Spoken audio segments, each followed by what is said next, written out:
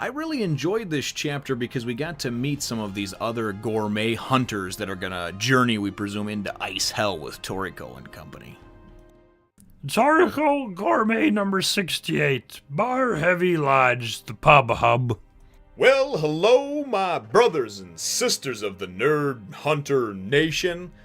I, as always, am Jim here to bring you another review on the awesome and tantalizing century soup ingredient-ridden tale of Toriko. Our last chapter, of course, saw us, delving into the secret diner of Granny Setsuno, but ultimately finding out that her century soup is really just kind of a really nice knockoff imitation of the real thing, and she wants to, she obviously is going to task Toriko and Komatsu with going on this journey to actually obtain the ingredient that's needed to make the real century soup. So that's where things left off, and that's right where things pick up over here. As a matter of fact, it's kind of neat because this is a great background chapter as far as telling us things about stuff. Just it's about the world, right? So in Gourmet Town, Toriko knew he had to go meet somebody to talk about this and to find out if he could take the job, get hired for it. So anyway, this is Bar Heavy Lodge, the pub hub, right? And immediately as we go into this place, before Toriko walks in, we kind of see some of the motley crew amassed of some of the goofballs that are here. And actually, they're pretty cool, come to think of it. I shouldn't call them goofballs. This one guy here is Borbo, the gourmet hunter. We've got another dude, Drunker, the gourmet hunter. He's like a big fat slob guy that challenges people to eating contests. We've got Zongi. And it's funny because they label him as zombie, and he's like, "It's Zongi!" And he's so funny because the way he talks, I just sort of picture him as like just sort of that broken, like angry Scottish man, So he's like, "I'm gonna have a drink over here," So, and then we got this other dude that walks in, Match, gourmet hunter. He's all scarred up and stuff like that. And he's trying to take the seat from this dude, Takamaru, who actually looks kind of like a little more of a feminine version of Coco. But nonetheless, though, we get, and then of course we meet the proprietor of the lodge, which is a real cool looking dude over here. I love the mustache and the balding head, but the hair sticking out the sides. And that's Morigi. I believe it is Morigi. And so anyway, so Toriko walks in with Komatsu, and excuse me over here, I want to make sure I save my page over there.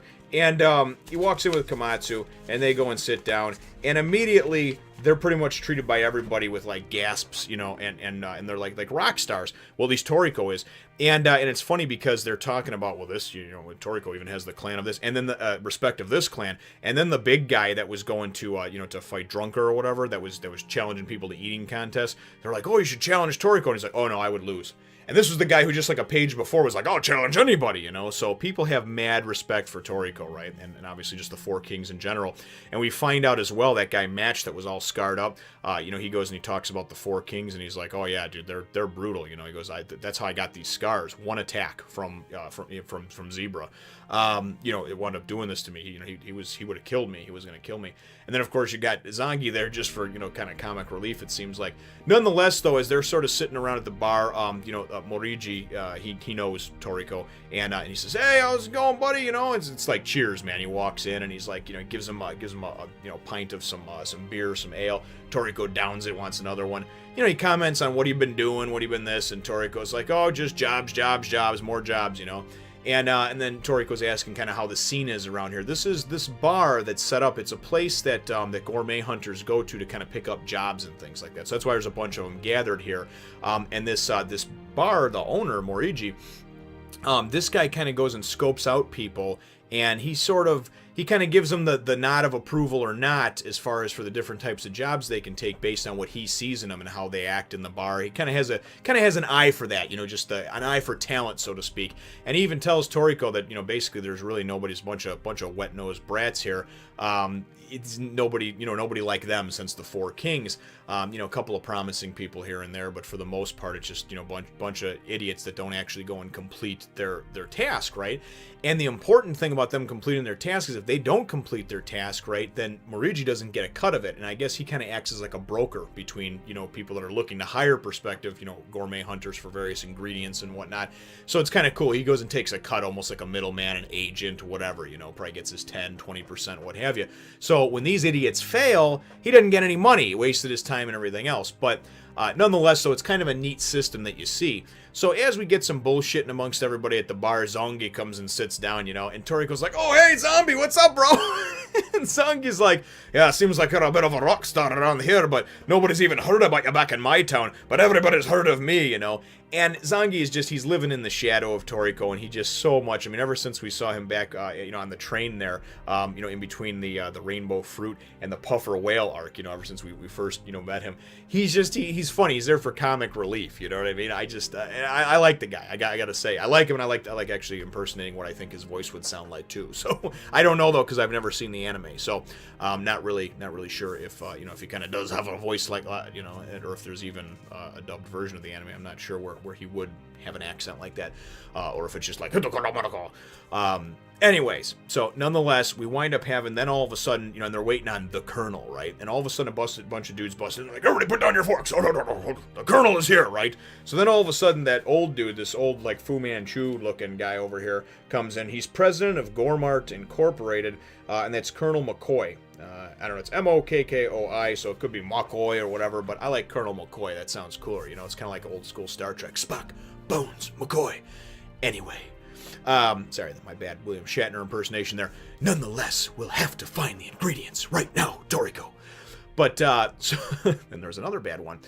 So, this guy busts in, and he says, "Hey, listen, and it winds up being, it was actually the guy that they saw when that was like doing all that shopping earlier and going crazy with all the, with all the different things, up on that cart or whatever, and he had a couple of guys with him.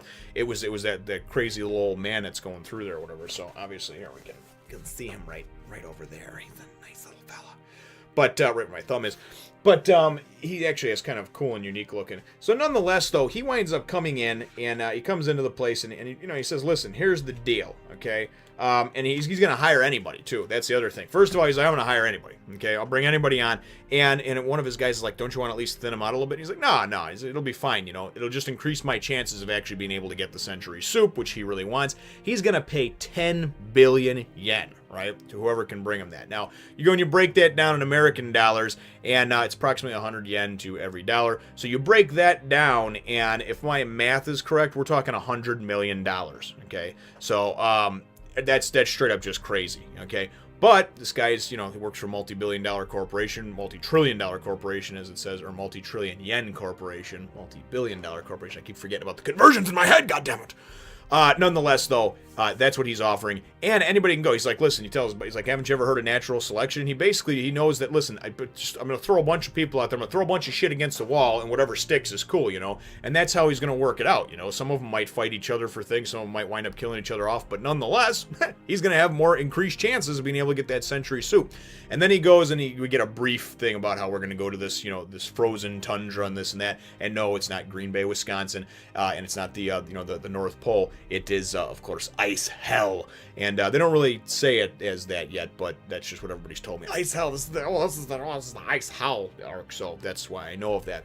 And then it's kind of cool because in the last double page, you wind up seeing all the people that were standing outside, the drunkards that wound up starting the one guy started a blog, and everybody was up around Granny Satsuno's little diner.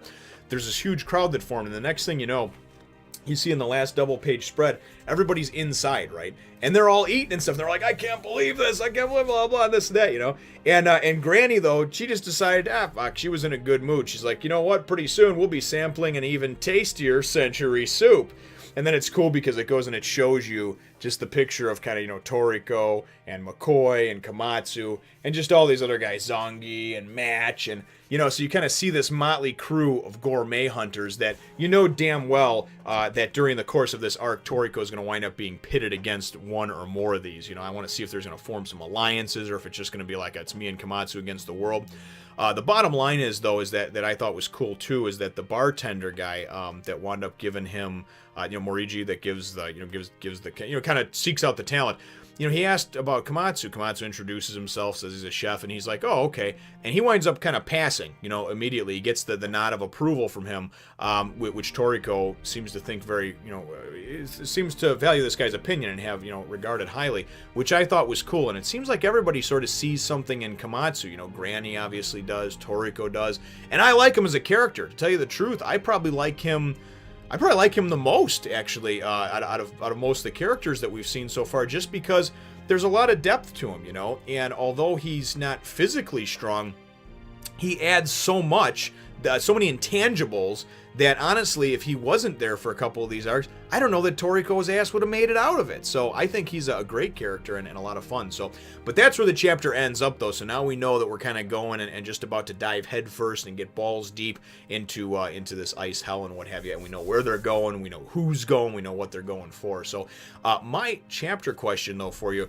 brothers and sisters, are what are your thoughts on just the kind of hodgepodge, the motley crew of different gourmet hunters that we were introduced to, albeit briefly, so we don't know a lot about each one, but what are your thoughts on just some of the character designs, the way they were drawn, and just, you know, in general, just the brief descriptions of them, you know? I'm pretty excited about it, because to me, it's like it's an introduction of a bunch of new characters, and whether any of them play a major role or not, it's just always neat to see new characters. So, but leave your answer to that question in the comments down below.